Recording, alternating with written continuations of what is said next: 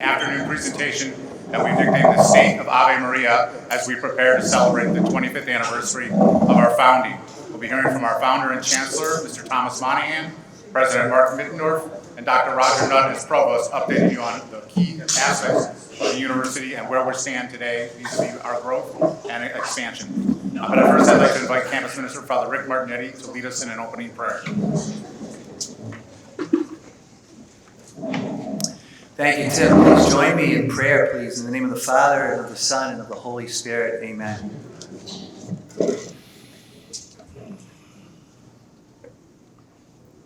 Lord God, we praise and thank you for all the beautiful gifts you give us each day. Thank you for this wonderful gathering and for bringing our friends here together. I want to thank you so much for the founders and the benefactors and so many people that have made everything we do here at Ave Maria possible. So many generous hearts are here. We pray for all the intentions of all of you, for our families, our friends, our deceased loved ones. We pray that we may all be on a path towards heaven and stay on that path and have a big reunion with you in heaven one day and all of us brought back together. Pray for this university. Thank you for all the wonders that you're working through this university and how you're forming good and holy men and women who care about you and are going to make a difference in our world. Please continue to bless President Mittendorf, and bless Thomas Monahan and all those that are really at the helm of making great things happen here. I also like to pray for the wonderful caterers who take care of us so often, and for the food we're about to receive and the drink. We just thank you for that, ask you to bless it, and give us an afternoon that is filled with your grace and your love. In the name of the Father, and of the Son, and of the Holy Spirit. Amen. Thank you. Thank you, Father Rick. We have a jam-packed session of information to share with you today, so we'd like to ask that all questions be held until the Q&A session, which will begin around 4:30 p.m. If you have a question you'd like to ask, there's a microphone on the floor. Please file in line behind that and ask your question into the microphone. At this point in time, it's my honor to introduce the man who needs absolutely no introduction to this audience, our founder and our chancellor, Mr. Thomas Monahan.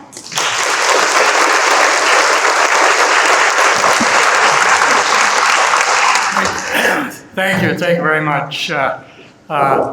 It's great to see so many familiar faces I haven't seen in years. I wish I could have time to go around the room and shake hands with everybody. When we started this university, I thought I had an idea how to do it. Building and running dominoes was one thing. Having a college in Michigan that had about 200 students was maybe manageable. But when we came down here, and all the problems we had at that time, it was sort of chaotic. We making two moves. First move was to the Vineyards, for the interim campus, and then the second move to here was huge.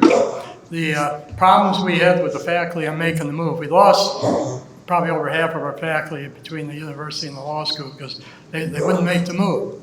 And they did everything they could to create problems for us. It was unbelievable.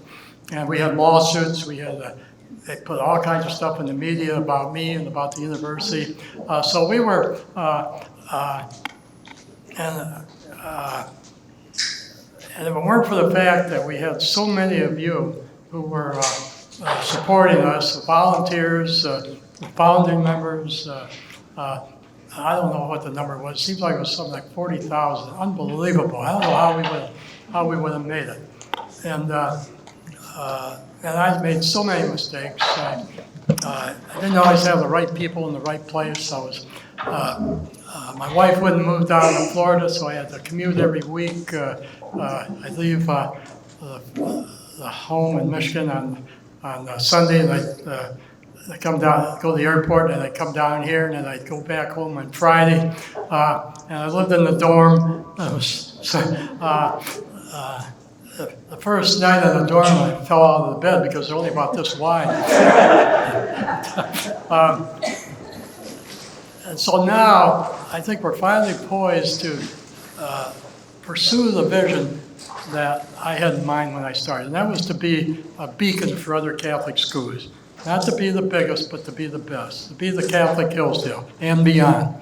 Now I think we're in a position to do that. We have a president who we're so fortunate. It's a gift from God to have Mark Middendorf as our president. And his team he put together,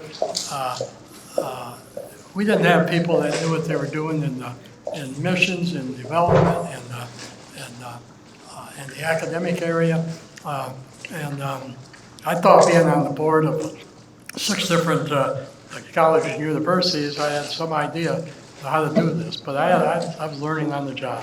But I learned enough to make enough mistakes that I realized when something is good. And now it's really good. And it's great to see you again. Thank you.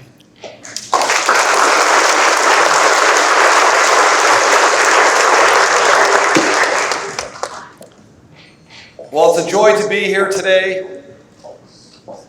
I think the first time I received a solicitation when Tom was just starting out was back in 2002. So it was when this was all still just a tomato field. And my wife and I, Christine, who our first lady here, I probably should stop for a moment and recognize her.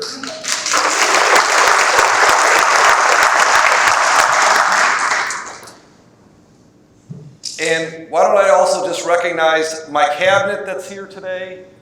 We are so blessed with all of them. Some of them have made this journey with me, this venture of faith. Some of them had already made the venture of faith and had come down here years before.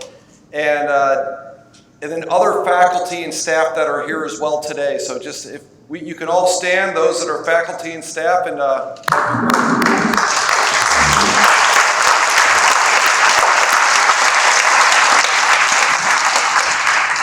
Roger's also faculty. So.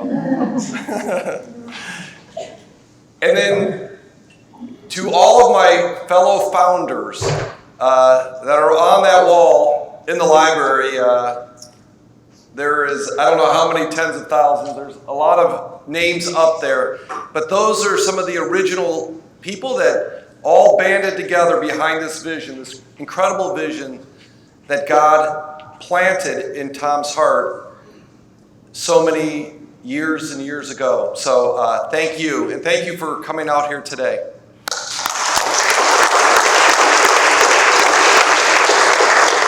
So the story I was going to share is, it was back in 2002. At that time, we have 4 kids. At that time, though, my oldest was 4 years old, and I got the solicitation. I read through the whole thing. I was still in the corporate world. And I absolutely loved the whole vision. And I thought, well, maybe someday my son will go to this university. Of course, he's 4 years old. And so I made the contribution, and I've been supporting this university ever since. I've been blessed. And by the way, he did come here. He graduated in 2020. And I have a daughter that's graduating this year in nursing, and I have another daughter that transferred in from Texas Tech, and she is a sophomore. So we're not only here on the administration and staff, but also a parent of students here and a supporter. So it's just a blessing to be here in that capacity. At any rate, so that's basically a little of that history, and we have a lot to go through. I know Tim's probably like, well, Mark, you better get going on this. So I did want to say, though, just something about Tom. When I first read, this is before I was even thinking about coming into this position or applying for this position that I'm in now, I had read a document that Tom had put together on his vision, on the original vision, on what he had for this university. And I knew large swaths of the vision from back then, and just having had kids go here and things like that, but it gave such clarity to what he was thinking. And there wasn't a single thing in that vision that I didn't agree with. I loved it. I loved the whole thing. And And so then when this opportunity came up for me to basically respond to a calling to come here, because this isn't a job to me, it was a calling. And then I had an opportunity after I got here to spend just, I don't know, countless hours with Tom. I've never met a more humble man, a more committed man, someone that has persevered through just unbelievable trials. And it's just truly a blessing to serve with him, to our Lord, our Blessed Mother under her mantle. And maybe we can all give a standing ovation here to Tom Meyer.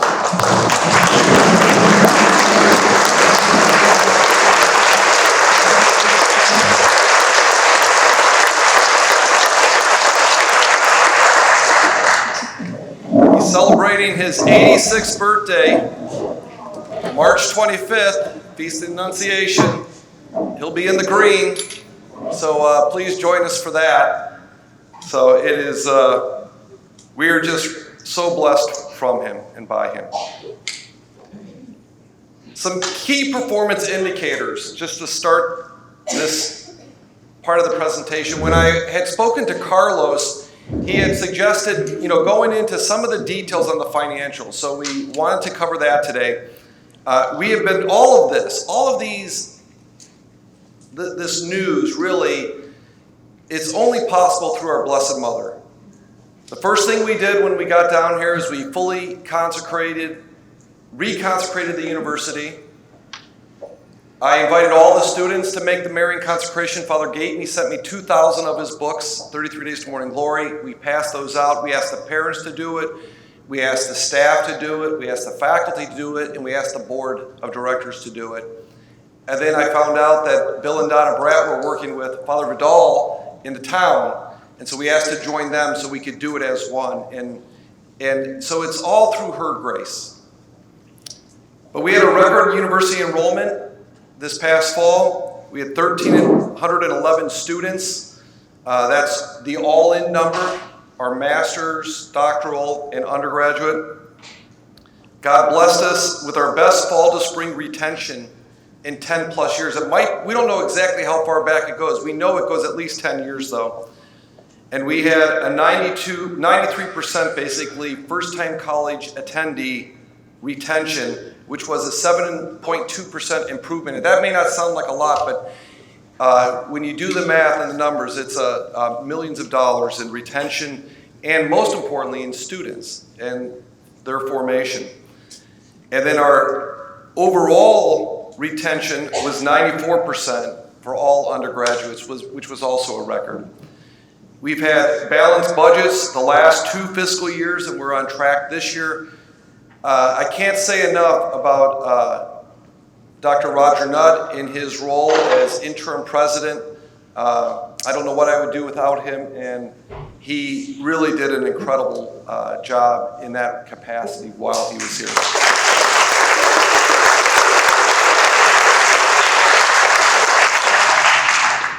One of the things when I was at the Augustine Institute, really, and I donated my life's work, our life's work, with my wife Christine, and it was an 8-figure donation to the Augustine Institute, fully unrestricted, and they were running a pretty significant deficit or gap on revenue versus expenses for their graduate school. So they have about 550 students getting their MA in theology there, and along with a lot of other things they do. And so one of the first things that we did when we did this merger was to close that gap, so the donations we receive can go towards building the vision in the future. And we were blessed this past fall to have the lowest unfunded institutional aid in AMU history. It was an 11% improvement in the discount rate. And what does that mean? It meant we received $3,700 more per student coming in than we had the prior year. And if you go back to the juniors and seniors, it was significantly more than that. So that's a huge thing in creating financial stability. And then we hired our first ever chief operating officer, Paul Husak, who His and his wife's spiritual directors were Father Hardin, and when he was alive, and they got married. They had 12 kids. He had one of his daughters was currently going here, and he read an article on making this venture of faith to come down here, and he called me, and we wanted a COO, but I hadn't even posted for it yet. And Paul said, well, if you're interested in like a chief operating officer, I'd be interested in that. And he said, I am interested in that. And so I had him interview with who I view to probably be the number 1 or number 2 COO I've ever met in my life in the country, and to kind of vet Paul. And he called me up after the interview. He said, Mark, he's 1 in 10,000. You're never going to find another guy like this. And Paul said yes. He moved down here, just bought a house, and so he's also made this venture of faith. And his kind of expertise are lean principles, waste reduction, and all things along that Kaizen and Toyota production system, which was kind of my background when I was in the corporate world in Connecticut. So we're just blessed by who God is sending us. There were 7 new programs that we put in place for our what we call FTCA, our first-time college attendees retention plan. The first 3 I'll go through were tied to some different scholarship things. So the first one, and Tom was gracious enough, he's never allowed a building to be named after him or anything to be named after him, despite the fact that he's put in over $500 million into this university. And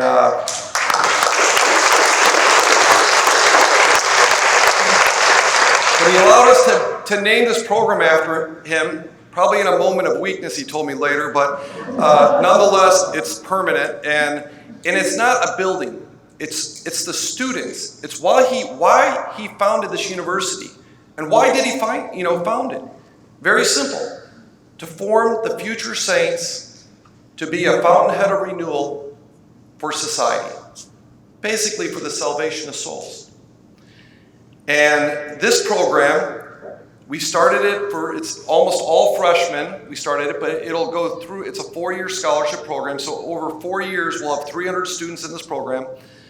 It unifies and builds the campus culture between athletics and non-athletics. It's focused on scripture and Marian consecration. We take 15 groups of 5, all male, all female, and they go through the Bible in a year. So we give them a beautiful leather Bible in a year. When I was at Augustine Institute, we produced this, and it's about 20 minutes a day, and then they meet once a week with a coach and a faculty member. Most of the faculty members that are participating are theology, philosophy, classical. They're people that have been well-formed, and they get together once a week for a meal, and then we typically do something 9-10 times during the semester in the evening with the group as a whole. And I can't tell you how many different people that's really impacted their lives. And no surprise, when you go through scripture and you consecrate yourself to our Blessed Mother, she's going to move mountains in your own lives. Every one of those 75, we had a summer student worker this past summer. I had him call all 42 Port Clare cloisters, along with 40 other religious orders, and we asked the sisters and nuns if they would spiritually adopt by name, by individual, and pray for that individual every day they're here at the university for the next 4 years. And some of the religious orders said, well, we'll pray for the whole university. We can't commit to a sister or a student. And I'm like, no. We need this. We need the student adopted. And so we ended up getting hundreds of sisters. They all got spiritually adopted, and it's been just a grace from that perspective. And so our retention for that cohort this past fall to spring was 74 out of 75. So that's just really unheard of. We expanded our presidential scholarship, which are full rides, to 5. Those students basically have to have a minimum GPA The ones that received it were all the valedictorians, they're 4.0, and a perfect score on mission. Not just that they're intellectually smart and bright, but they have to be on mission too. And they were interviewed by faculty, they wrote an essay, and it was unbelievable to see the types of students God's sending us here for those students. But it was a little bit heartbreaking. Roger and I are going through the list, and there was about 65 that were coming out to flying in with their parents, getting on a plane, coming here to compete for 5. And I started looking at the stats for the others, and I'm like, oh my goodness. I mean, like nearly 30 of those 65 were also perfect 4.0s, perfect scores on mission. And I'm like, how do we get them all here? And so I talked to our executive team and others. Tom was very helpful, but we had another donor that had never given before ever to Ave, wrote us a very significant check. First time. His goddaughter is a freshman here. And so he got exposed through that. But we were able to offer basically 40 scholarships to them. And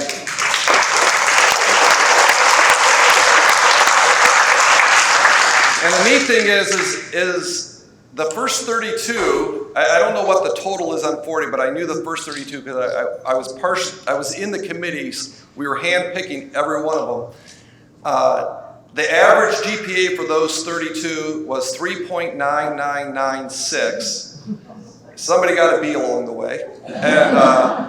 And all were a perfect 4 on mission. And now all 40 of these will also be part of the Thomas S. Monahan Scholarship Program. So they'll also be doing, as a requirement of the scholarship, the Bible in a year, the Marian consecration, and along with things as they go through the university. So that's basically the Aquinas Scholarship is what we named it. Now, those are the first 3. The next 4 initiatives are tied to our Blessed Mother. We are her university. We are blessed by her intercessory help and her grace. And we have a distinctively Marian culture here. And we are trying to continue to build on that. So, on top of the spiritual adoption from the people in the Thomas S. Monahan Scholarship Program and those 40 Aquinas scholars, I've been asking students, it's basically an inspiration from Archbishop Fulton Sheen, who I love, to make the daily holy hour. So those of you that go to the how many in here go to the Adoration Chapel? All right. We should take a picture of that so we can get their names. By the way, Ave Maria University, that's our chapel, so just say. So, but we asked the students who would be willing to make a daily holy hour, or at least a daily holy 15, 30, or 45 minutes. And if you do it, we believe in bribes in this case. We bribed them. We said, we'll give you one of these beautiful leather Bible in a years, so you have something to do, productive in the holy hour instead of sleeping. And the second thing is, we will also have a nun or sister assigned to you to spiritually adopt you. So we had about 150 students that volunteered for that. And I've asked a number of those students, and I'd like to just ask all of you here for a special request, and that is it's on prayer, to pray the Flying Novena. The Flying Novena is 9 memoraries. Mother Teresa really coined it, and it's called Flying because in the memorare, we fly into you, those words, and if you could pray those daily in the Adoration Chapel, those that are there, to pray one novena, it doesn't take that long, for that God sends us the best students, the best faculty, and the best staff for this fall and beyond. And that I would be indebted to you for those prayers. Will you do that? All right, now, and you shouldn't have said yes so quickly. It wasn't one time. What I'm asking for you to do is to do it through the rest of this calendar year. Okay, so every day you go in there to commit to doing that. Tom when I first got here, said, say an Ave for Ave. So we're adding to that a little bit. So the other thing that we give the students is a book that you saw on the table out there called The Shadow of His Wings. And this is the book where the spiritual adoption came from. He was a German seminarian, most amazing life story I've ever read, drafted into Hitler's army, and when he was about 7, 8 years old, his mom died. And one of the nuns, he was an altar server at the convent, knew this, and without his knowing, spiritually adopted him. And it's the power of one holy nun or sister's prayers that can change someone's life. So that's why we're doing that. But if you read the book, and you have them out there, and by the way, in the book, there's a bookmark for the Hail Holy Queen and the Salve Regina prayers, and there also happens to be this little QR code. That's how you can join an Annunciation Circle that I'll talk about later. So, the next item is what we call Marian Fellows. So, all graduating seniors can earn a Marian cord when they walk on the stage and receive their diploma upon graduation. To do it, they take 2 Marianology courses taught by really one of the foremost Marianologists in the world, Dr. Mark Mirabali, who has a chair here, and a lot of you probably have met. He teaches those 2, and 25 dedicated, not service hours, Marian service hours, specific activities that help promote our charism. And so we added that this past year, and a special thanks, I would say, to Donna and Bill Bratt. They really were the drivers, I would say, behind a lot of this. And she won't say, and she's probably upset at me even saying this now, but Donna and Bill Bratt really have been the pioneers during so many lean years, I would say, on Mary to keep things going strong. So thank you.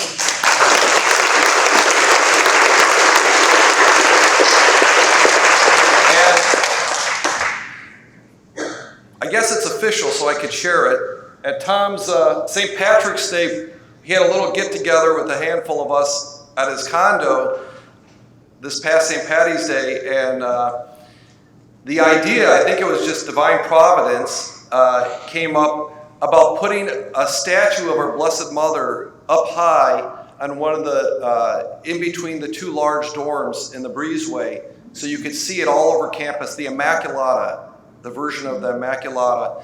And so we were, Donna was at that, and Bill, and basically we had gotten some people that agreed to fund it, and we're going to do that statue, and then also a grotto, kind of like you have at Notre Dame, the Golden Dome and the grotto. So we will have a grotto for her as well that we're looking at putting in, so to honor her.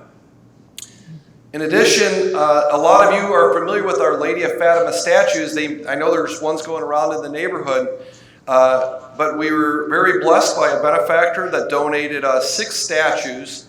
So each one of the dorms has one of these statues, and that statue also makes its way around to different student rooms. And in addition, there's just special devotions to Our Lady during the time that she's in their dorm room. Next, and the last item, really, of these initiatives that we put in place this past fall and spring, some were this semester too, all incoming students receive the 33 Days to Morning Glory. When we did orientation, there was a heavy emphasis on our Blessed Mother in the talks that the priests gave and different speakers gave. We do a nightly student rosary walk, a lot of you may or may not be familiar with, and the households take turns leading those. And that's one of the core things we want to continue to expand are the households. And we also have 4 new student pilgrimages that we did. Imagine when you were back in college, what did you do for spring break? Well, I can tell you I didn't do this. So, although I was in Florida, these are pilgrimages. We had Steve Ray, who's probably led more pilgrimages to the Holy Land than any person I know. His grandson is coming here now, freshman. Steve called me up, and I've known him for a long time. He said, Mark, I'll run a pilgrimage to the Holy Land. We'll schedule it during your spring break. I'll help fundraise to my donor base to help underwrite it so it's less expensive for the students. And I'll make all the arrangements. I'll do all the heavy lifting, book the flights, book the hotels, get the guides. And so he did all that stuff for our students. We sent a couple of our faculty there. One of them was Dr. Roger Nutt. Dr. Roger Nutt, and along with another faculty member, is going to lead it this coming spring break. And we'll do it with Steve's son, Jesse Ray, will help organize the whole thing. We're doing Rome this summer with Dr. Mark Miravalli. We did Ireland with he's working on his doctorate, Matty Hart, who does our Marian Mondays here. He led a trip over spring break to Ireland to Our Lady of Knock and other places. And we're looking at doing, for not this summer, next summer, the Camino in Spain. So these are all new trips that students can participate in that otherwise wouldn't. And one of the challenges as we've grown is we're running out of space. So Our Lady of Guadalupe Chapel, which is where a lot of the students go to Mass, on Sundays it's standing room only. People are out the back door, and so the board and the bishop approved a new 300-seat student chapel to be constructed in the dormitory complex. And so we have to fundraise for that, and Tom's been very gracious to help with our design and getting kind of some things put together for that. And that's underway, so I'm sure you'll hear a lot more about that over the months to come. We also, when we were blessed to have George Schwartz, in recognition of his wife who passed, Judy, they made a large donation to build what we call Judy's Gym. And then that also funded some parking spaces, so 80 additional parking spots were done. And then we still need about 200 more, so you see where cars are parked up towards the boulevard. That's a temporary spot. Once we fundraise the 200 spots, which is about $900,000, then we can build construction on that. We're actually in the process of getting the permitting and getting everything approved, and then we just got to fundraise for it.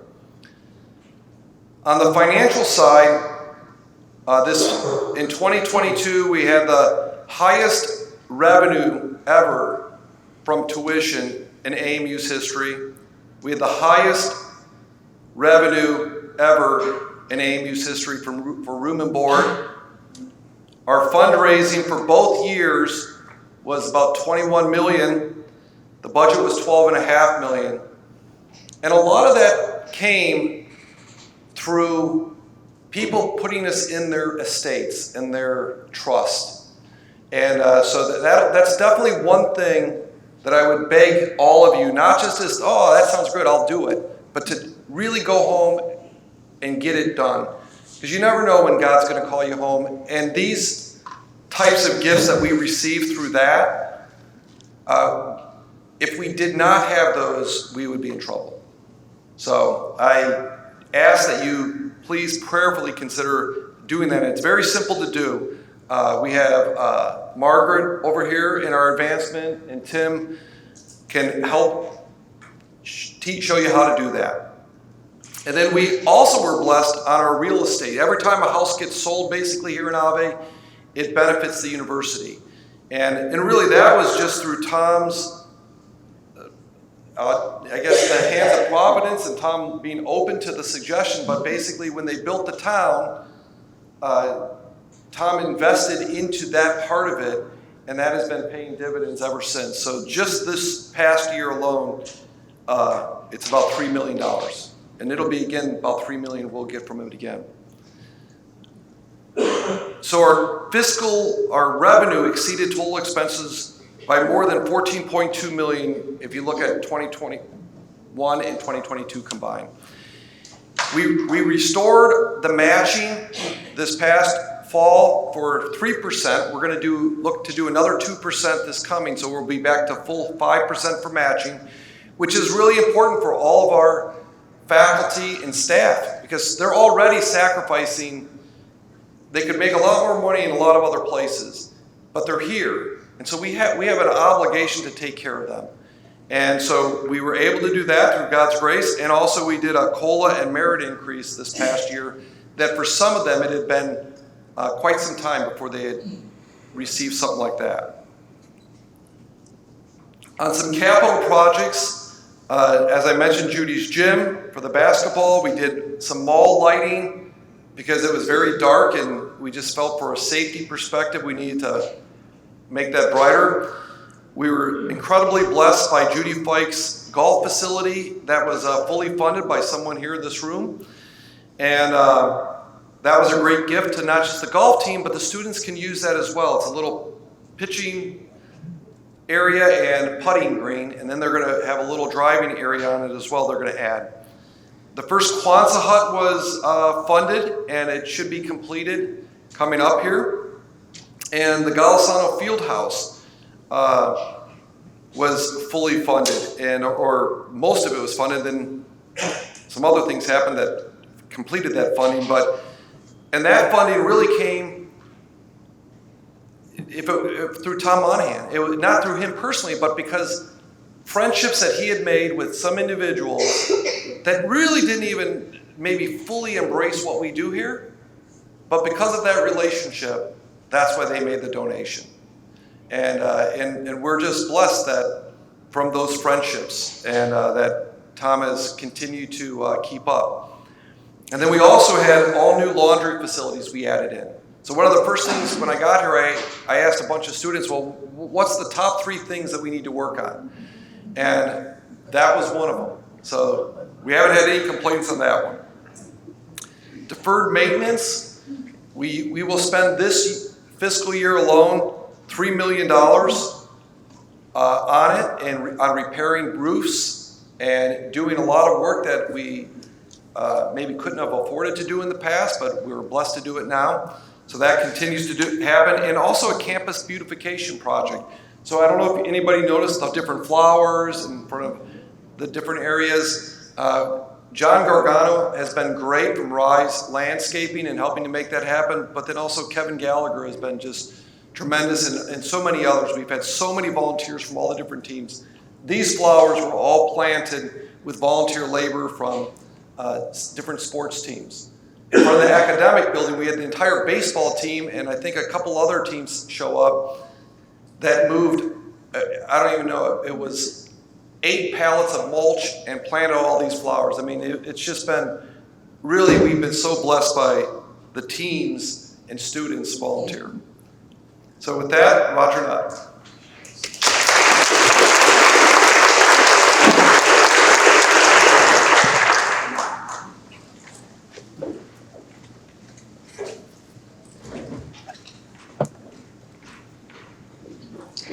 Thank you, President Middendorf. It's wonderful to be here with all of you, with our new president and our chancellor. I see so many familiar faces and old friends of the university, some relatively new friends of the university, neighbors and members of the parish, students, colleagues, and I see a few parents of current and recently graduated students. So it's an honor to welcome you all here to the university. I don't get to teach too much these days, so I relish the chance to stand in front of a group of people and talk about Catholic higher ed and what's going on here at the university. I thought it might be good to spend just a couple of minutes on the centerpiece of the founding inspiration of the university and the accountability that we have here at Ave Maria University to what the church expects of us. You know, in the late 60s, there was a famous document issued called the Land O'Lakes document that basically fired a shot across the bow and said that Catholic universities need to decouple themselves from the church. And Mr. Monahan learned over the years, serving on a number of prominent boards, that was one of the worst mistakes that Catholic universities could make. The church is not our enemy. The church is not even extrinsic to what we do. The church is an animating principle for all that we hold dear, and we hold ourselves accountable to that, especially as it's articulated in St. John Paul II's Apostolic Constitution Ex Corde Ecclesiae, which I think President Middendorf is going to talk about in a few minutes. But right in the first paragraph of Ex Corde Ecclesiae, St. John Paul II lays out what it is that stands at the center of every authentic Catholic university, and that is a consecration, or he uses the word dovere, to be devoted to, without reserve, the cause of truth. And not just truth in an isolated fashion, but you can see his words, the whole truth about nature, man, and God. Now, if you watch the news and you get a little discouraged because you hear that most institutions are finding creative ways to cancel all kinds of important things, you'll understand a little better why our commitment to truth is so sorely needed now. And I like to remind people that only a Catholic university can offer and share with their students the fullness of truth, because only the Catholic faith offers the fullest vision of the truth about God, man, and the world. So it's not that, students at other universities, say in an accounting major, don't learn the truth about accounting. But it is so different to learn specialized truths at an institution where those specialized truths are integrated with a full, coherent, intelligent view of all of reality, from the inner life of God down to the subatomic world. So it's important that you know that the truth taught, researched, lived, and studied really animates everything that we do here. Now, some statistical information about the university. This semester, today, we have 73 full-time faculty. For a point of comparison, in the last year that Mr. Monahan was the CEO of the university, we had 51 full-time faculty.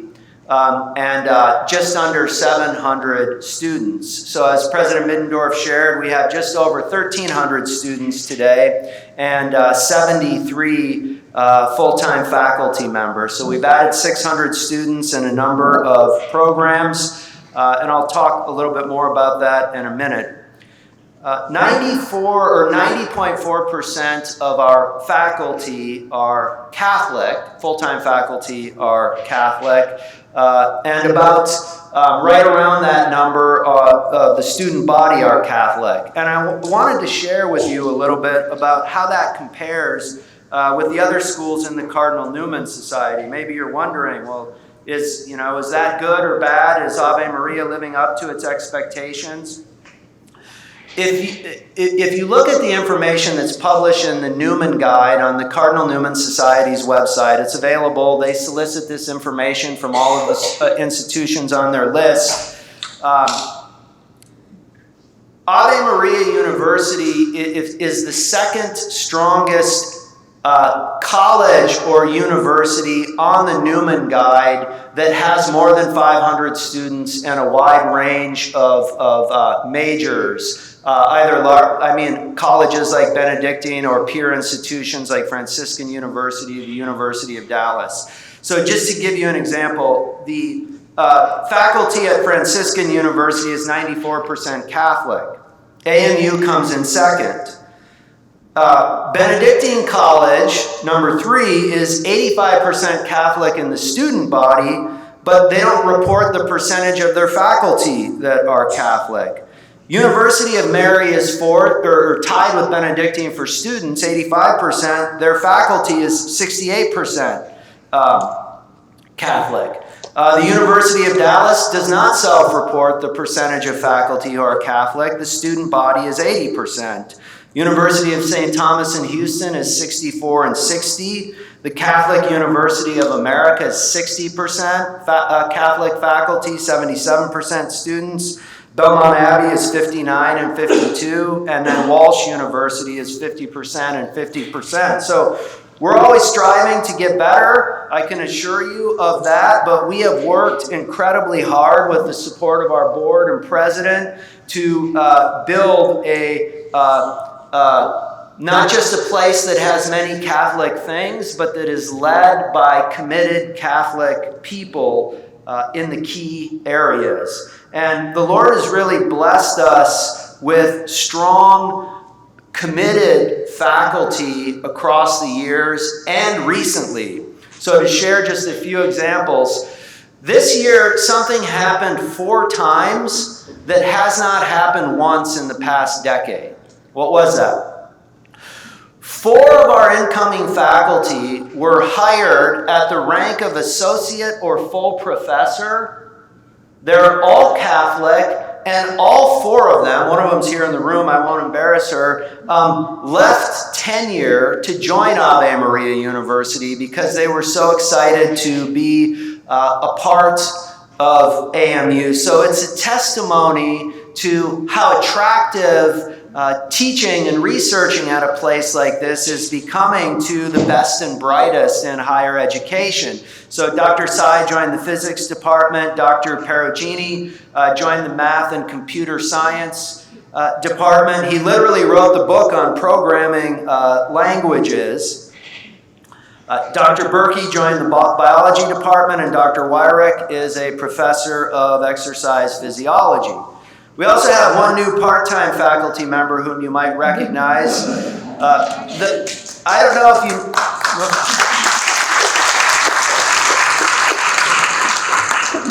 Our pastor loves being the pastor in a university town. The students love having him in the classroom. And for those of you who don't know, he has a doctorate in philosophy from the Catholic University of America, and one of the strongest pedigrees of mentorship in Catholic philosophy. There's a famous Catholic priest who taught at CUA for years and years and years, Monsignor John Whipple, who wrote the book on metaphysics, who was Father Vidal's mentor. So it's not just great to have Father Vidal in the classroom, but he has a world-class pedigree as a Catholic philosopher as well.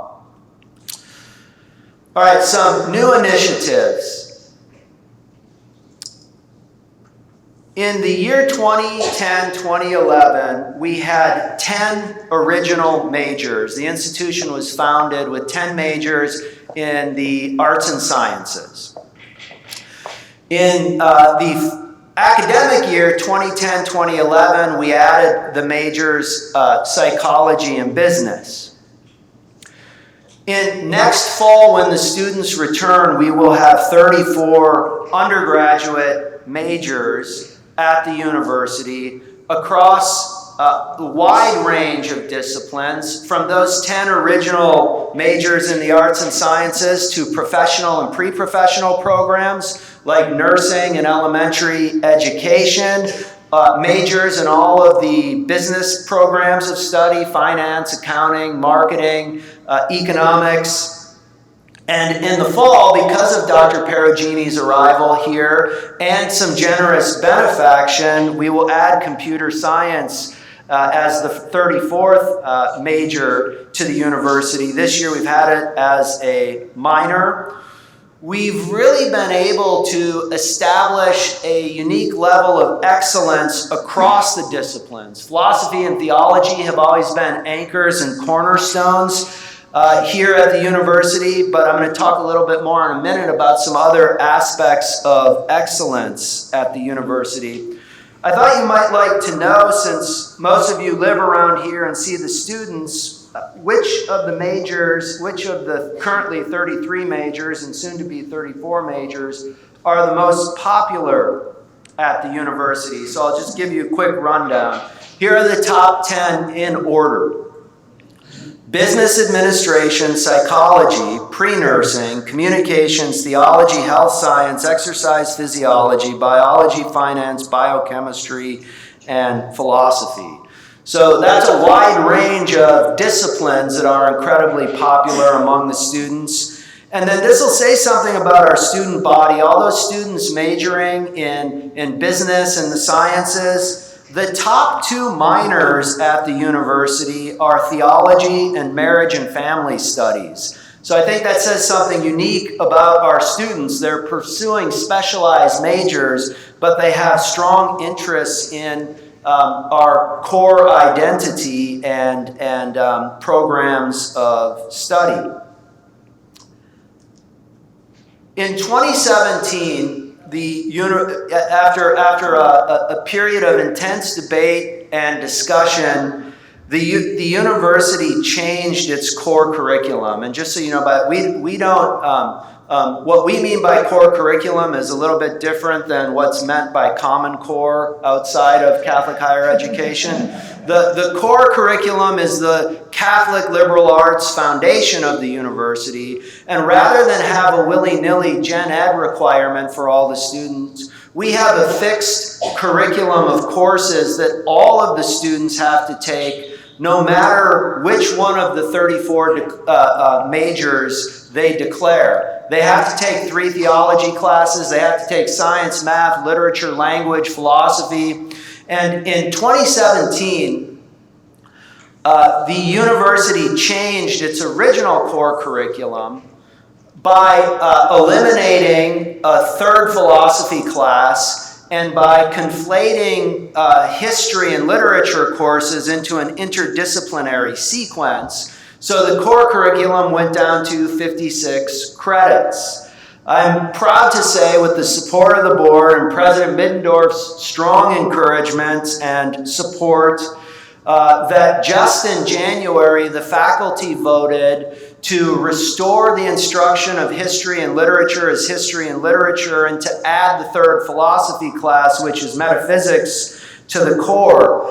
So at a time in which we see important things in education being dismantled, it's remarkable that our faculty took the initiative and effort to strengthen and double down on the core curriculum and the formation that offers to our students. So that, I think, is a really, really great step forward.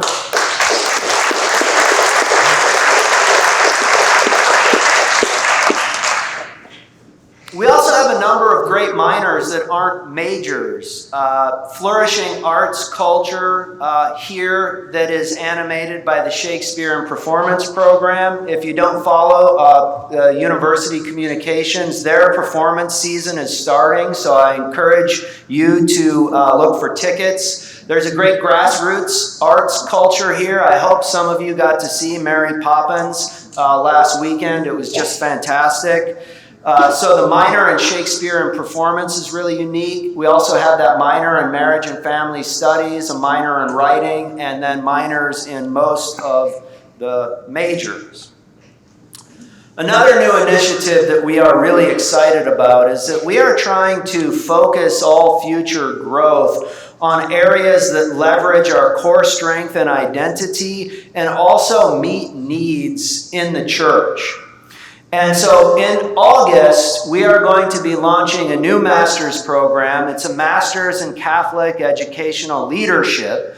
Some of you may not know this. I hope you received the news well, but we're luring Dr. Guernsey back from Donahue Academy to the university. He started our elementary education program and then went back to Donahue, and he's coming back to the university this summer to lead this new master's program. And we're starting it because we're getting feedback from bishops and pastors and superintendents that it is hard for them to find well-formed Catholic educators who have the necessary credentials to lead their school as principals, their schools as principals and vice principals. A secular degree in education is not great on mission, but being a great, 6th grade or 8th grade teacher at a Catholic school doesn't necessarily give you the skill set that you need to provide senior executive leadership. So this program is going to be ordered to forming Catholic educators who want to become great mission-driven administrators at Catholic schools, and we're really excited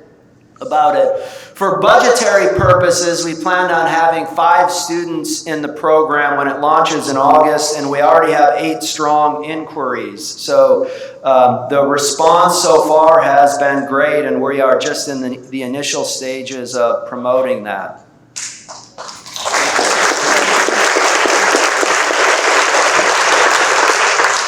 This is easier than a faculty meeting. You guys. One of the hidden centers of excellence at Ave Maria University is the strength of the the science majors. As you heard when I read the list of the most popular majors, 4 or 5 of our top 10 majors are in the sciences. We have a robust pre-med and pre-health program here at the university, led by Dr. Tony Barbosa. And a number of our graduates have gone on to go to med school and become Catholic leaders in the healthcare field. In fact, I see one of our alums, I think Dr. Joe Guernsey, slipped into the room. He's bowing his head and we're embarrassing him. You know, Joe was a valedictorian. I believe he was a biology major and a member of the basketball team. He got admitted to med school at the University of Florida, which is not easy to do. And now he's a doctor resident at a hospital in Fort Myers. And by the way, he met his wife here at the university too. So,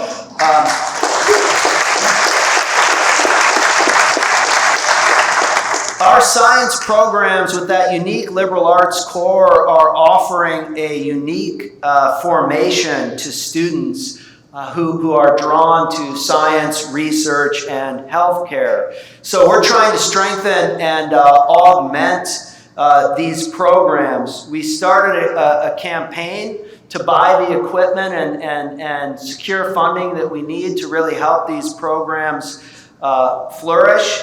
Just in the last month, we received a $2.4 million pledge, and one of our own faculty member, Dr. Stephen Tong, secured an $80,000 matching grant to help us build out the lab equipment that we have at the university. The biggest thing that we have is the nuclear magnetic resonance imaging machine, the so-called NMR. It's used in a number of our classes and allows the students and faculty to do cutting-edge research.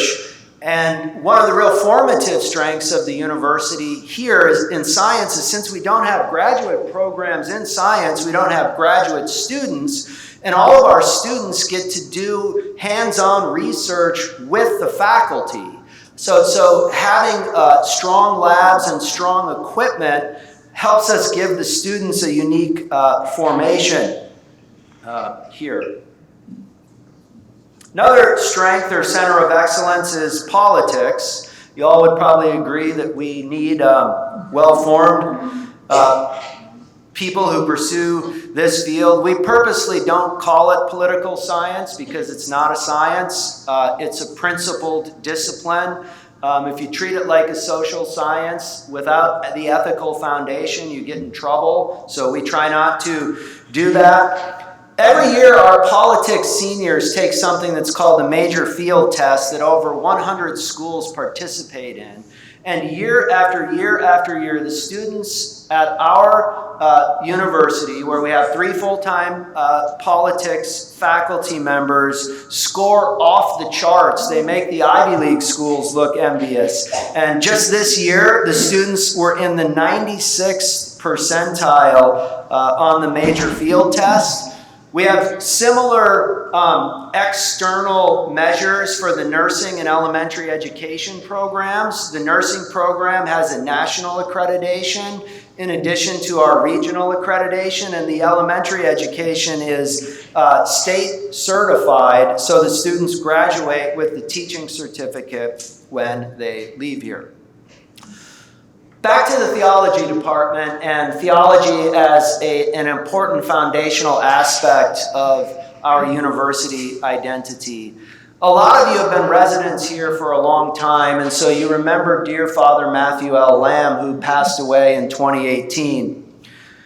Father Lamb left a full professorship at Boston College because Tom invited him to start the doctoral program here at the university, because they both understood that if you didn't have rigorous and faithful doctoral programs in theology, there's no way that the core intelligibility of the truth of the Catholic faith would be transmitted. So Father Lamb used the metaphor that the doctoral program is where you teach the teachers. Who's going to go to the seminaries and the colleges and the universities and pass on the faith to the next generation?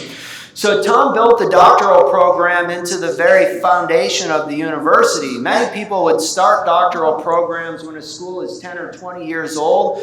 Tom started a doctoral program when we had 100 students.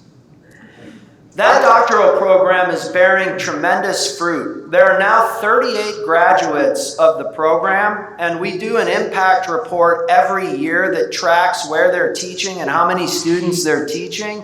So right now, those 37 alums are teaching 1,800 students, including 200 seminarians in 20 different colleges, universities, and seminaries in the United States and around the world. The Dean of Arts and Sciences, Dr. David Tamassia, Paul and Judy's son, is an alumnus of our program. The Vice President of St. Bernard's School of Theology, Dr. Matt Kuhner, is an alumnus of our program. We have a full tenured professor at Benedictine College now, and students teaching at many different places and making us proud. Just recently, with President Middendorf's support and work, we increased the stipend, the living stipend for the doctoral students from $17,000 to $25,000, and we extended the fellowship from 4 years to 5 years so that we can make sure that we continue to serve the needs of the church by forming advanced doctoral students who can hit the ground running when they leave here. One final point from St. John Paul II. Some people might say that you can't be a committed Catholic and a serious university student or scholar. If you know the truth, what else is there to look for? Right? Isn't it kind of closed-minded to say that you already know what the truth is? And St. John Paul II smoked out the silliness of that error, right? If you know the truth, you don't stop thinking. You're blown away by the profundity of it, and you want to know it more fully. So what happens here is we don't train students to doubt away everything. We present the truth to them, we show them the attractiveness of it, and then hopefully they spend the rest of their lives trying to draw closer to it. Right? So it's a fallacy that you can't know the truth and desire to seek it more fully. That's what we're trying to do here. We're grateful for your support, and we hope that that makes you proud. Thank you.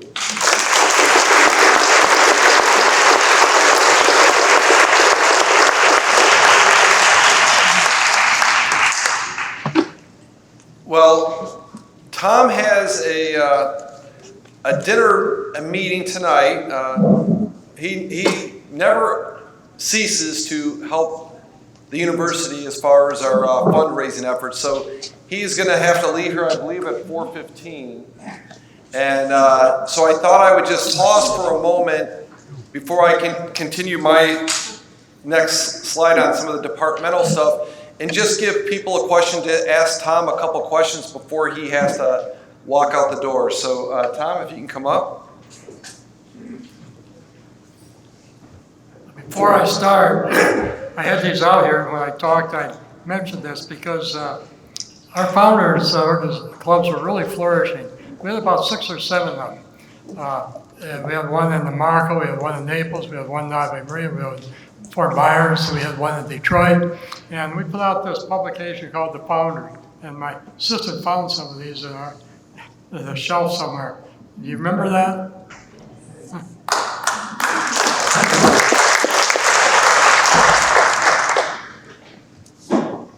Okay. try to answer any questions. I might defer them to Mark or Roger. Chancellor Monahan, this is addressed to you. We've been residents since the town opened in '07. We bought in '06 when there were ribs on the oratory and had to look at our apartment with a hard hat.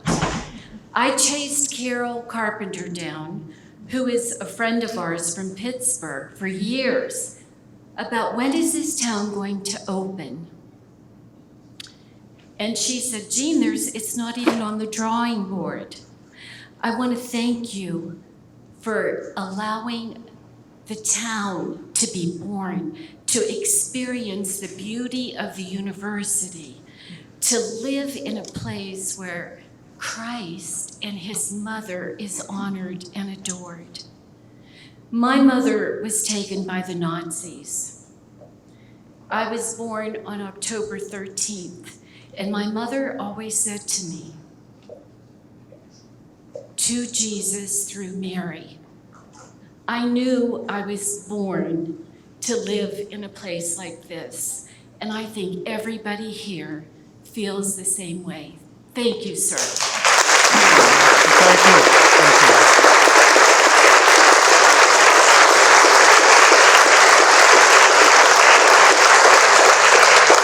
That wasn't a question, but I'll take it.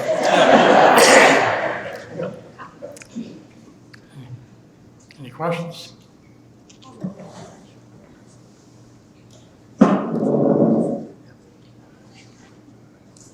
So, Tom, you are an entrepreneur, and I understand AMU has an entrepreneurship degree. My question to you is, as an entrepreneur, what would you have benefited from an entrepreneurship degree? I couldn't understand. We offer 2 classes in entrepreneurship, but we don't have a degree program. Oh, okay. Thanks.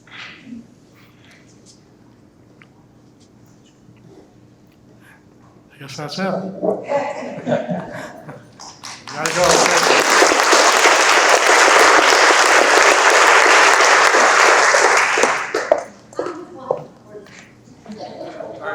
We have one more time. I'm here from Michigan.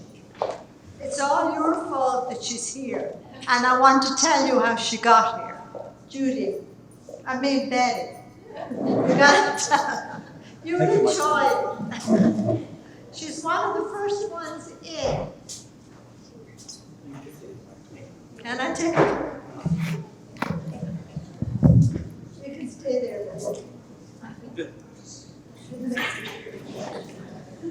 Well, Mr. Monahan, I remember I was living in Naples. I had a mobile home in Naples, and I would go back and forth from Michigan to Naples every year. And I heard that you were going to be at the Hilton, and I thought, oh boy, Monahan's from Michigan, and I'm from Michigan. I'm going to the Hilton. I'm going to see what he has to say. So boy, I went to the Hilton, and you presented such a beautiful program on Ave Maria. It showed beautiful homes, landscaping, businesses, all that. Boy, right there, and then I put $5,000 down for a place in Ave Maria. I thought, that's gonna be wonderful. At the end of the program, Mr. Monahan said, tomorrow there's gonna be a bus here, and it's going to take you out to Ave Maria so you could see where it is. And I thought, wow, that's wonderful. Boy, I got up early in the morning, got dressed, went down there at the Hilton to get the bus, got on the bus, and we drove. And we drove. And we drove. And I thought, my gosh, where is this place? We finally got here. And they said, "This is Ave Maria." And I thought, oh my God, what did I do? I blew $5,000 on a tomato field. I was devastated. I went back home, and my mother, God bless her, she was with me. She says, "Well, how was it?"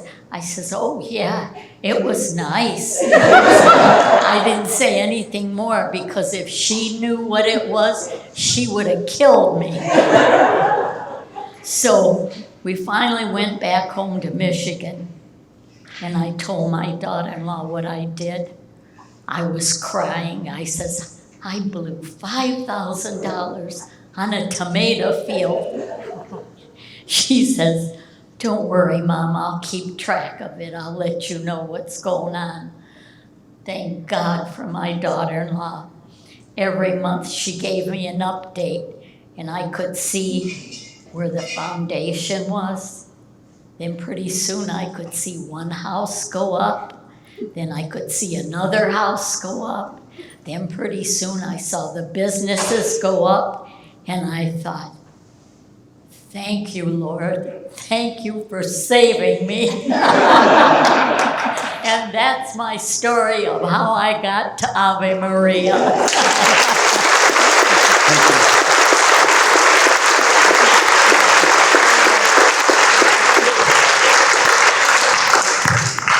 Thank you very much. I'm afraid I have to go.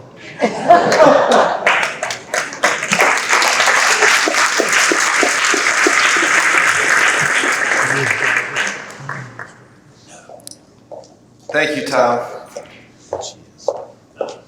What a joy to hear these stories. So, before I get into the athletic update, I just wanted to share two things. One, a lot of you knew Father Fessio when he was here, and I've known Father for many, many years. I serve on his board. He served on the board at Lighthouse, and we had about 5 different partnerships that we worked on with.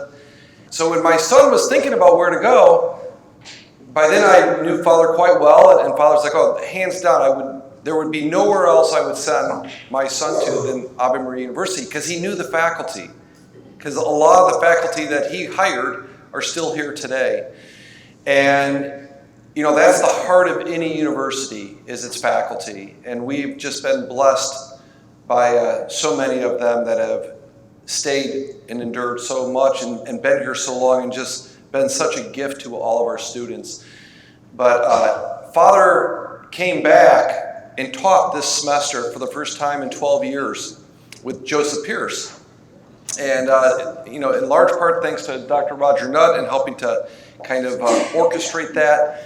And it was such a blessing to see him back here on campus. And when I first got here, I asked Father, because I knew we needed to kind of grow some of our list and things like that. And I asked him if he'd give me Ignatius Press's top 50,000 best customers, names and addresses and everything like that. And he, without any hesitation, he gave us all that information. And he's just been a great supporter. So he's not here right now, obviously, but I know he would want to welcome you back as well. So, and the second thing, before I get into the athletics update, is I just wanted to recognize Coach Patterson. Today's a special day. It's his birthday.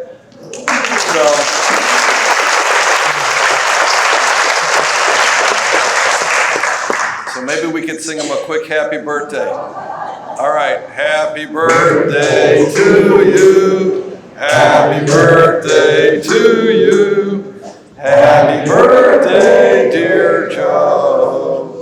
Happy birthday to you.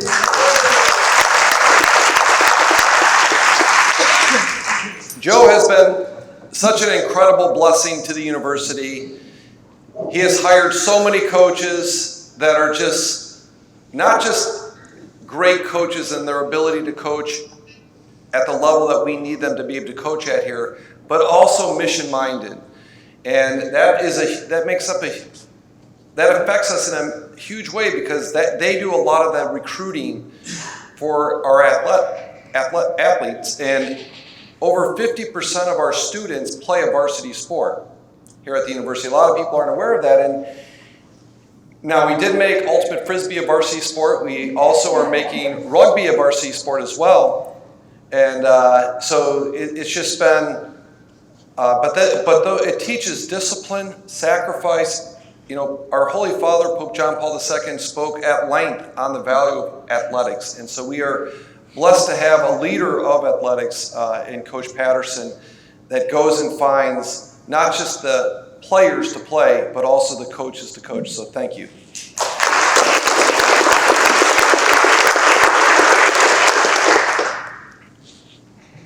The athletic department also achieved a record of fall to spring retention for its student athletes, and this was, I believe, an all-time record ever.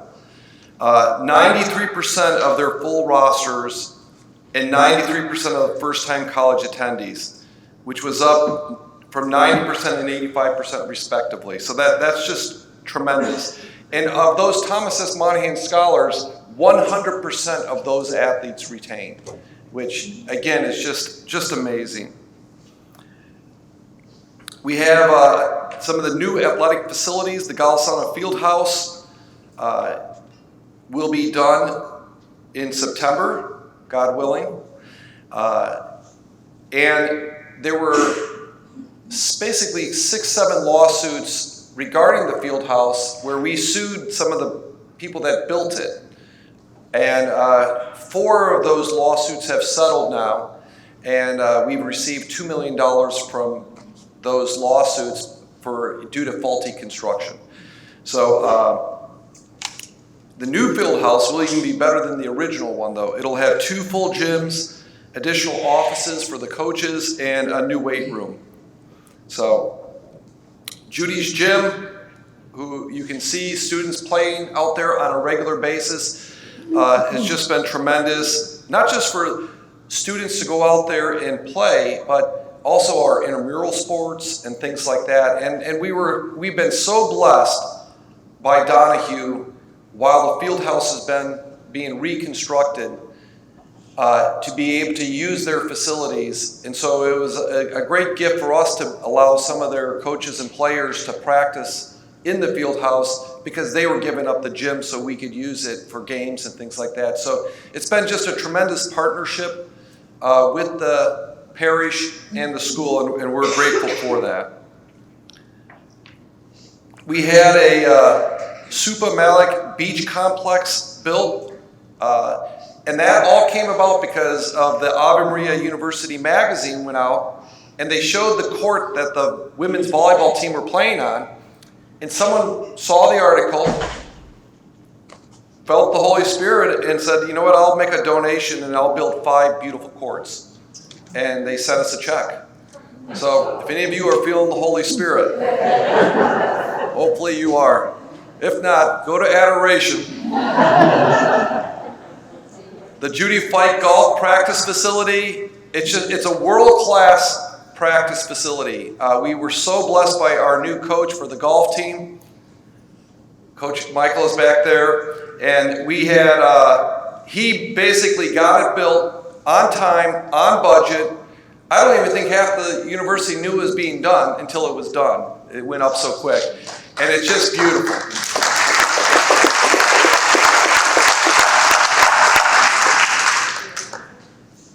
Kwanzaa Hut locker room, that'll be done hopefully soon, and that's adjacent to the football field. That'll provide urgently needed locker room facilities to the men's and women's outdoor sports, and the fundraising right now is underway to build the second one as well. So we need 2 for what's needed for the sports out there, and. Really, a special thanks to Chancellor Monahan for spearheading the fundraising efforts on that. Without him, it would not have been. The first one would not have been built. The next is future plans for athletic facilities. Some things that we are working towards. We want to right now, and I know Coach Patterson is here. He could do a far better job than I can on these things, but you're stuck with me. We need to expand that facility. We get about, how many people for a football game? 2,400. And so we've got to bring in temporary facilities. For any of you that have come to the games, it's just a great part of the culture here. And to expand that, to make basically a full seating out there. The high school my sons went to had a better stadium than we have. And we're a Division II team. So we do need that. We need restrooms out there. People are tired of the other facilities that we brought in. And lights for the baseball field and the softball field. The lights are important because, one, it's pretty hot out there to come watch a game.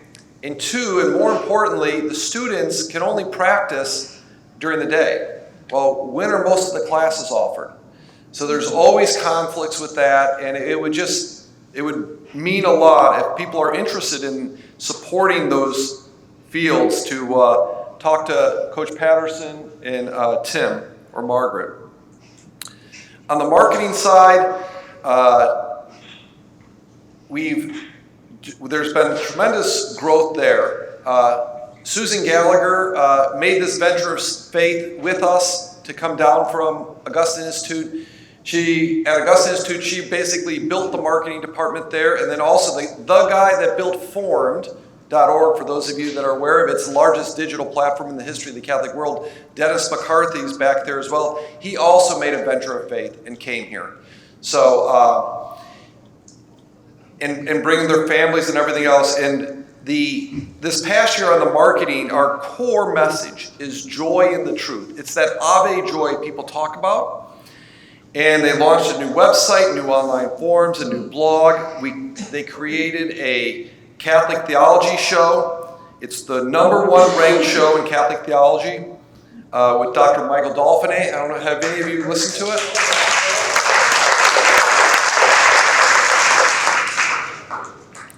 We just completed a university-wide data audit to update our CRM and email marketing. There's just been so many different things that we've been doing on the PR side, on what they call search engine optimization and things like that. So there's just a lot of hard work going on there. And also, Susan's expanded the student workers from, I think, maybe 1. And how many do you have now, Susan? Around 15. 15 student workers. So these are all students here that are really learning firsthand, world-class marketing, that experience that she's brought here and Dennis has brought. So next, we launched Annunciation Circle, which is our monthly giving society. And the idea behind this is, and we did this when I was at Augusta Institute, because they didn't have one there when I first got there, and they launched it, and it was to make up the delta between revenue and expenses on just a very predictable way. So, where you're not dependent on large gifts. And the idea would be you have, 10, 20, 30,000 people donating $15, $20, $25 a month. And that's very predictable. When recessions hit and things go crazy, that doesn't affect it. That's not affected by it. And so we've been doing a lot to grow that. It's been a lot slower than it was at Augusta Institute. So I would just ask for everyone in here, if you haven't joined, we've asked all our faculty and staff to join as well. At Augusta Institute, I think we had 90% of the faculty and staff were in it as well. And to join it, and if you subscribe for $25 a month, they have them tabled back in the back, these beautiful Annunciation Yeti mugs. You can just take one with you today if you tell us you're going to do it. So, but please do it then. So, we also are, one of the things with Hillsdale, they fundraised last year $200 million and endowed 9 chairs. And their secret was just 2 simple things. They have a magazine that goes out to about 6 million people, Imprimis, a lot of you probably get it. And then they have these short courses, and the short courses are the key. They have about 2.2 million people taking their short courses, and then they support the university or the college after that. So we had a donor that funded, or a couple donors that funded the short courses taught by our faculty. We're going to launch with 10, I think at the end of July, August, and they'll be free. It's all taught by our faculty on all different topics, so it's similar topics that Hillsdale has, but these are authentically Catholic taught and content behind them. So we're excited about that, and that our hope is to really be a driver for the Annunciation Circle. So I talked about some of these. And looking ahead, Susan just launched a parent newsletter that's created, homegrown from our student workers, and they put that together, and it will be going out monthly to the parents to keep them up to date on what's going on. And we've had some town hall meetings with our students to gather input and really just having a more internal communication campaign and strategy to make sure everyone's aware of what we're trying to do. So there's a book called The Advantage that Patrick Lancioni wrote that we've been implementing at the cabinet level, and eventually we'll be putting that out across the rest of the university. And he also will be our main speaker for our graduation. And he's doing it for free. A friend of mine had him speak at his company, and it was a Zoom meeting, and he charged them $40,000 for the talk. Here he's coming for nothing and coming in for the whole day. So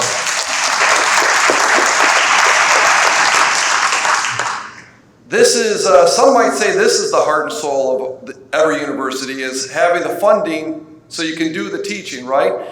And this year so far that we're in right now, we've raised $8 million in unrestricted, $4.3 million in restricted. We are on track to hit our goal of $12.5 million unrestricted for this year. We've had some incredible gifts in the past. We received, it's the largest by far. There was a whole article written up. I don't know if any of you read it here, but Bud and Ginger Collins, he helped lay the cables that built this university.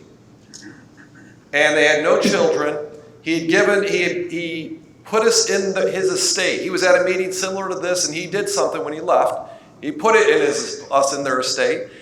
And one of our gift officers, Pat O'Connell, continued to stay in contact with them, the family, or the husband and wife over the years.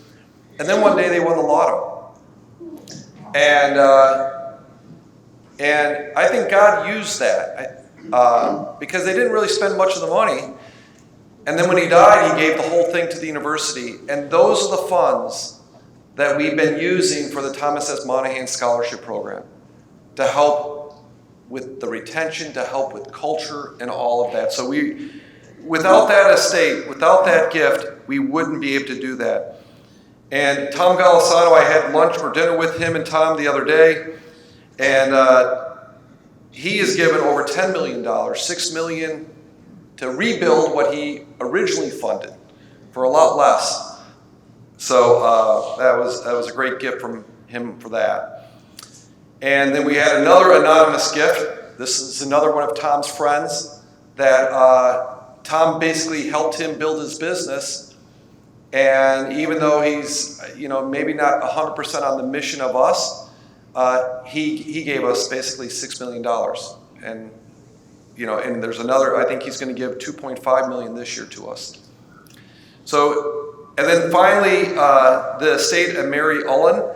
That was another it was a bequest, and it came to us like God had this person do it way back when. But then when they passed and we got the gift, it came at a time when we really needed that money. So please prayerfully consider doing that. This year we had someone that I think up until recently had only given us $750 total. When they passed, they gave us in their estate $1 million gift. So, sometimes people can't give as much right now, but writing this in their estate, has been a big help. So, and then we had what we basically call this fund 100 scholarships of $5,000 annual that we had a $1 million anonymous matching, and we had a number of donors that stepped up. And so these are things that help students afford to come here. And then Roger talked about the $2.4 million grant that we got for STEM. And I'll kind of close with this, and then we'll take a Q&A. So what's the plans? People ask me a lot of times, so what are you trying to do long term? At the undergraduate level, the dorms will be either at capacity or near capacity this fall. And the idea is not to build more dorms for undergraduate. The idea is to expand the MBA, the MA, the Masters of Education, and the doctoral program. And the one thing that we're blessed with here is land. When Tom procured this site for the university, we were gifted a lot of land. And so I know you can't really probably see it all from back there, but there's a canal that goes behind the university.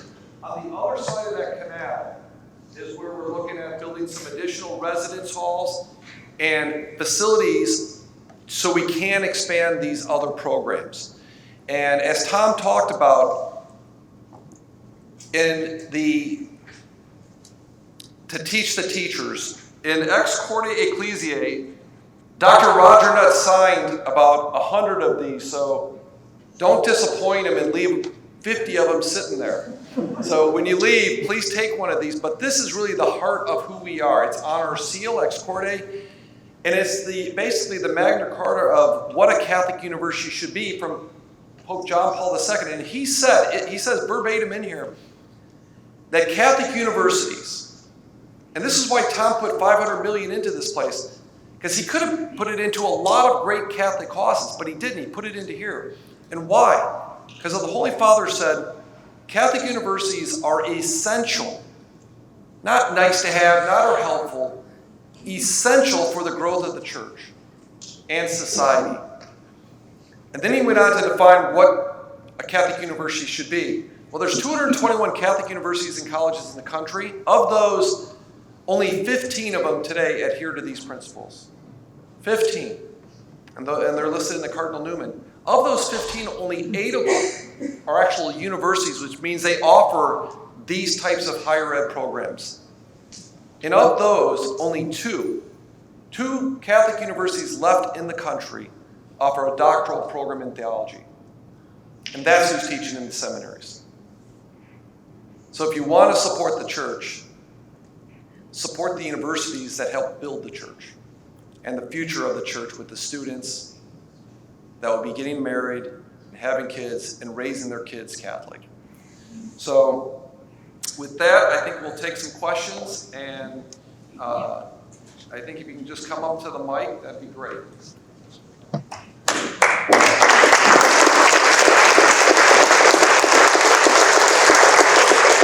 Oh wait, the most important thing. That slide got out of order. That was my last slide, when I thought was my last slide.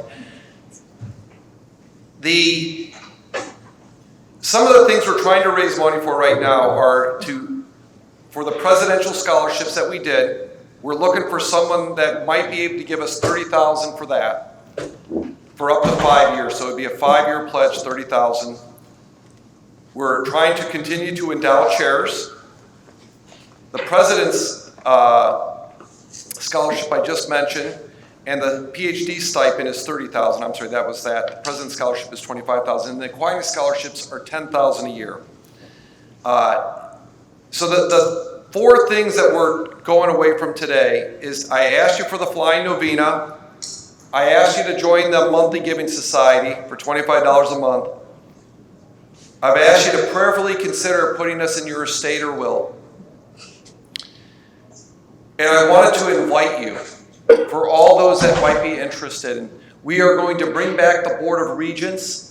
When the apostolate I came from, the Augustine Institute, the Board of Regents were a critical group of individuals. We would do 3 Zoom meetings a year, or in person if you're here, to explain what's going on and have an opportunity to solicit feedback from you.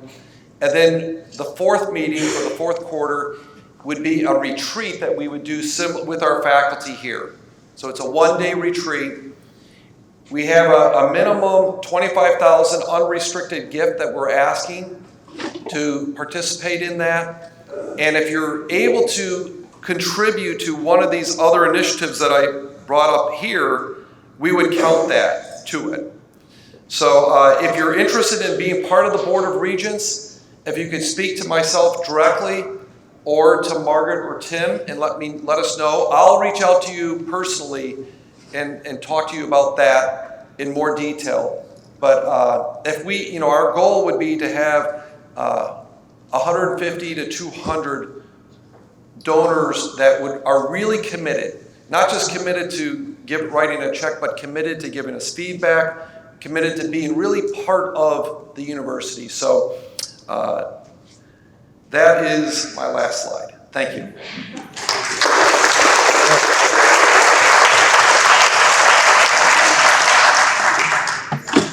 Anyone has a question, please feel free to come to the mic. And any question we're open to any question.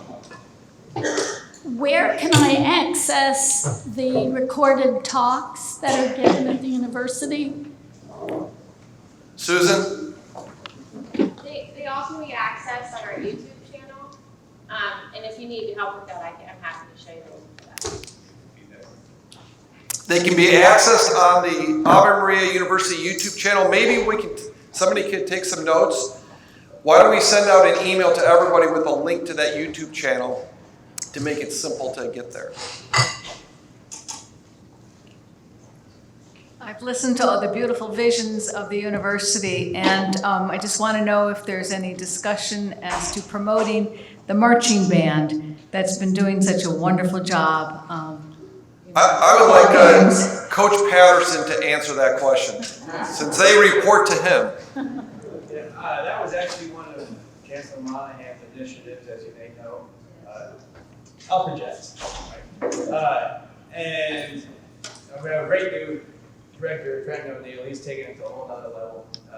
They are fantastic, not just the football game, but basketball as well. But yeah, it's ongoing. We expect to have a much larger band as we continue to grow, and there are plans.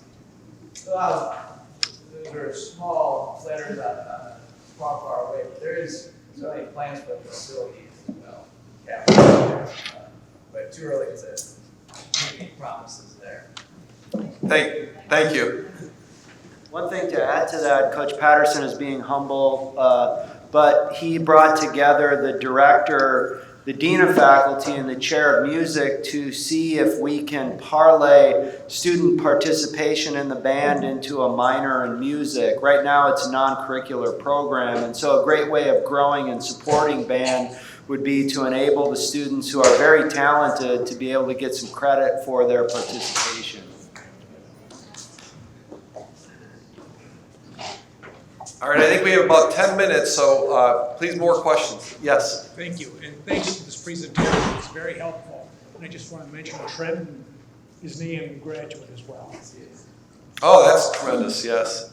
So he's a graduate of Ave Maria University as well. I've asked this question before, but it becomes more pressing with every given year. What is Ave's strategy, stance on DEI, CRT, ESG, and what that's bringing forth for the people who have the Catholic background?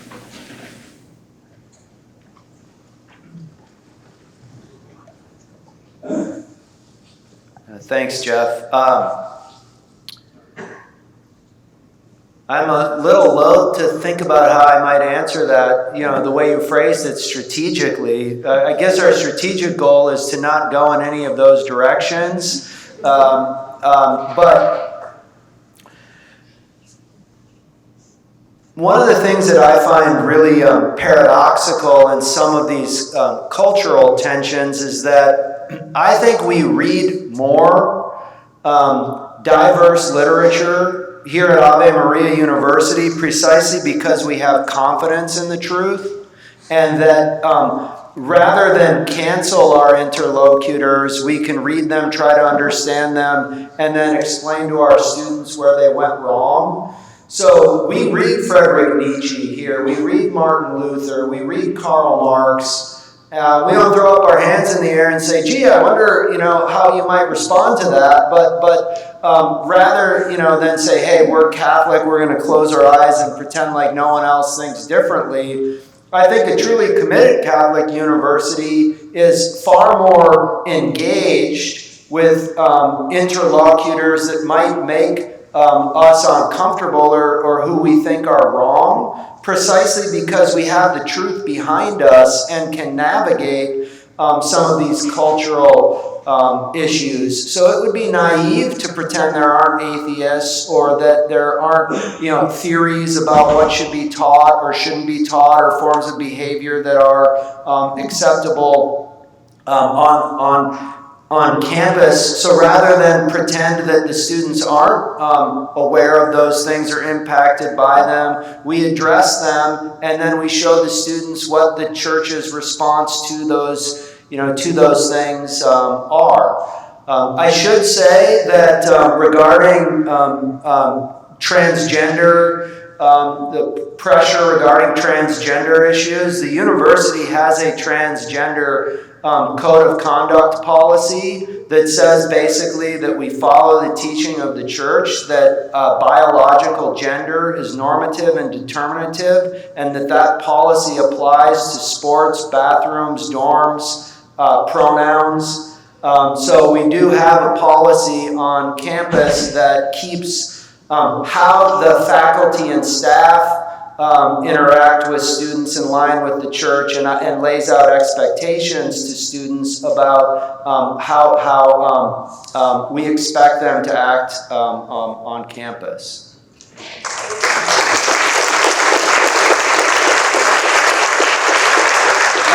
We also do require all of the theology faculty to receive the ecclesiastical mandatum or stamp of approval from the bishop. So we do not allow anyone to teach on the theology faculty who first is not willing to apply to the bishop for the mandatum, and then secondly receives the mandatum from the bishop. I think we're one of the only Catholic institutions in the country that can say to its supporters that 100% of the theology faculty have the ecclesiastical mandatum, and if they didn't, they wouldn't be in the classroom.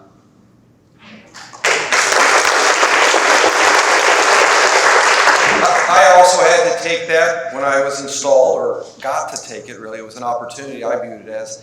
Two other things. I wanted Roger to address it from an academic perspective, but just an institutional.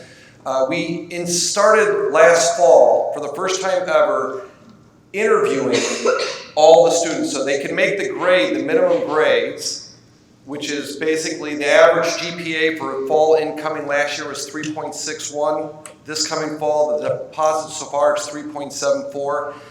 But so they might make that, but they also have to they have to do an interview.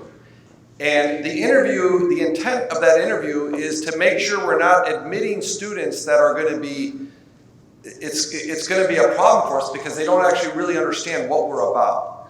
And they think that, we don't want students here that think, well, I can just do what I might do at other campuses, because they're going to leave eventually, but it'll probably be as a result of some different problems and things like that. So that interview process really goes into the mission a lot, and by preempting it and doing some of that kind of screening before we have students here is a huge help to us, for the students that we do have here, both in improving the graduation rates and the retention and other things. So, and the culture, most importantly, that culture.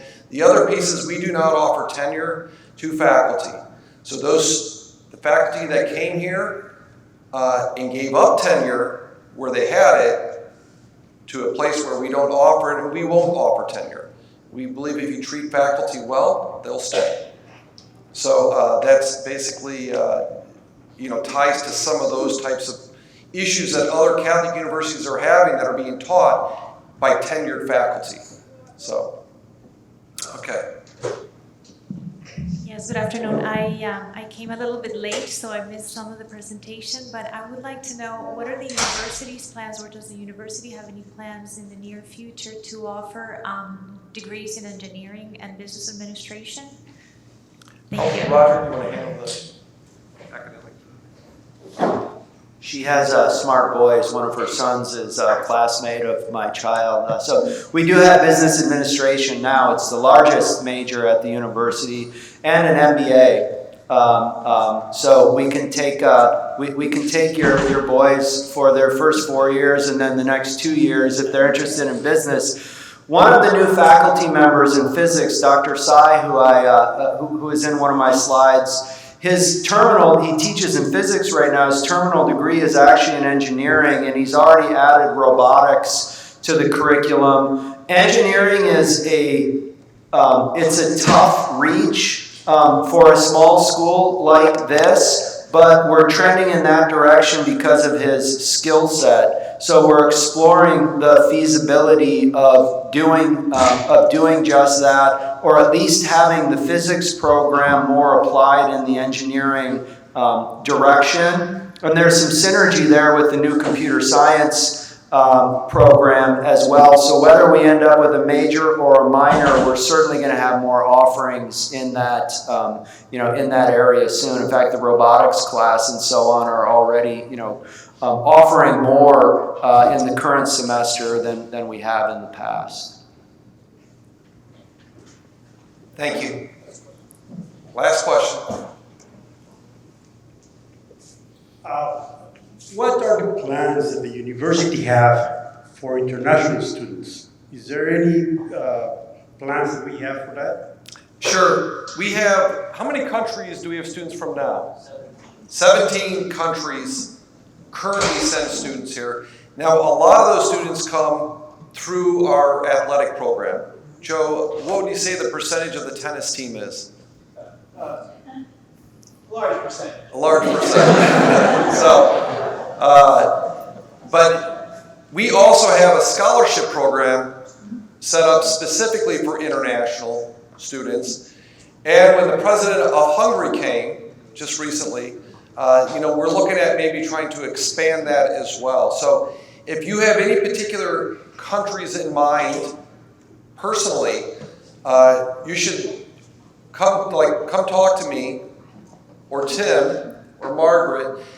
And we have, certain states where we have a benefactor in that state. They want to scholarship students from their state.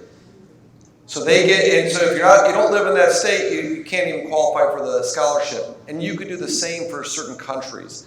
So I always felt neglected when we were in Illinois that none of my kids were in Michigan because the scholarships people that they received if they lived in Michigan. So there is a South African rugby player I've got my eye on. So and especially if you know great athletes that want to come here and play in the United States, definitely let the coach know too. So thank you. Well, thank you all. I know it's been a long afternoon here, but we wanted to really just make sure that everybody had a chance to hear what's going on. If you will prayerfully consider joining that Board of Regents, you'll be much more involved in it. And even on the Annunciation Circle, I think we're going to try to do something where on a regular basis we can do some kind of communication out to give an idea. But why don't we close with a prayer? We have a deacon. So we'll have him come up, and maybe at the end of the prayer, Deacon, you can consecrate all this to our Blessed Mother under her mantle of protection and to bear the fruit that she would desire. Hopefully you all like giving to your mother. Well, we're new here, so thank you for the opportunity. In the name of the Father, Son, and Holy Spirit, amen. Loving Father, you bless us in every way, especially with the love of the mother of your Son, united in a special way with the Blessed Virgin Mary. Our souls magnify you. We thank you for all good things, especially all that we've seen here today. We ask you to keep us grateful and generous and humble in your service. In the name of the Father, Son, and Holy Spirit. Amen. It's truly a team effort. None of us can do it without each other. And for all those that live in this town, you know, building the university and building the town are essential, I think, for our Blessed Mother. So thank you again.